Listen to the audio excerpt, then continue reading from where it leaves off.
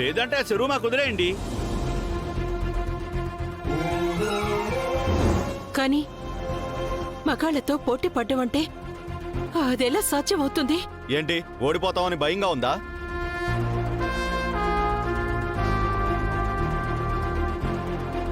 మగవాళ్లతో పోటీ పడి ఆడవాళ్ళు ఎలా ఆడతారండి?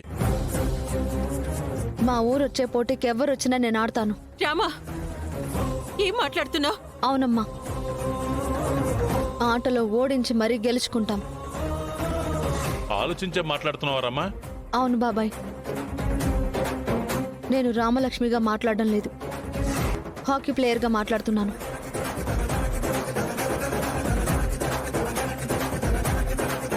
నువ్వు ఆడతావని నాకు తెలుసే. చాలా మంచి పని చేస్తున్నావమ్మా. ఈ ఊళ్ళో పుట్టినందుకు ఊరి రుణం తీర్చుకున్న దానివి అవుతావు. అది కాదండి, ఆడపిల్లలు మగాళ్ళతో పోటీ ఏంటి? ఆట ఆడడం వచ్చినప్పుడు ఆడైతే ఏంటి, మగ అయితే ఏంటి, ప్రాబ్లం లేదు. రామాన్ని ఆడనివ్వండి. అయితే మా ఊరి మగవాళ్లతో కలబడి ఆడి పడగొట్టండి. ఆపండి.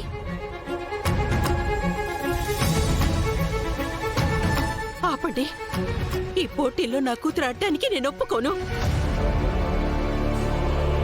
కావాలంటే ఆయన ఆరోగ్యం కుదుట పడిన తర్వాత ఆ ఎడ్ల పందేలే పెట్టండి. పర్వాలేదు అత్తయ్య గారు, మీరు ధైర్యంగా ఉండండి.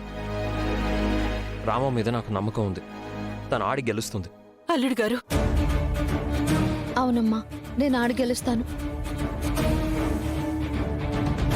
మా రామలక్ష్మి తన టీంతో ఆడుతుంది. మేము సిద్ధమే. మీరు సిద్ధమా? సూపర్, మన ప్లాన్ వర్కౌట్ అయింది.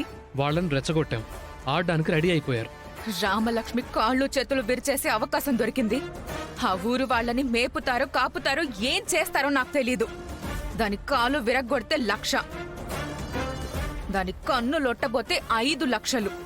శౌర్యని పెళ్లి చేసుకుని తన చిటికెన వేలు పెనవేసుకుంది కదా, ఆ చిటికెన వేలుకు మాత్రం 10 లక్షలు.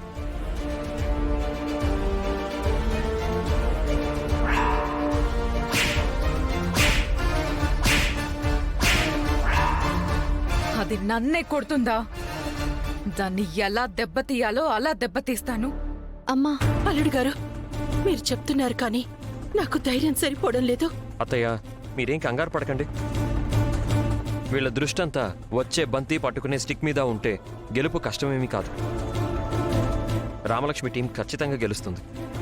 అమ్మా, అమ్మా, అవునమ్మా, ఆడతాం, ఆడి గెలుస్తామమ్మా.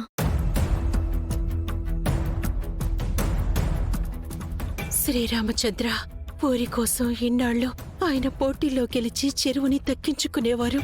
ఇప్పుడు ఆడపిల్లలు ఊరి గౌరవాన్ని కాపాడడానికి ముందుకొచ్చారు. రామచంద్ర, వాళ్ళకి తోడుగా ఉండి ఎలాంటి ఆపదల్లో పడకుండా నువ్వే కాపాడాలి, అలాగే గెలిపించాలి.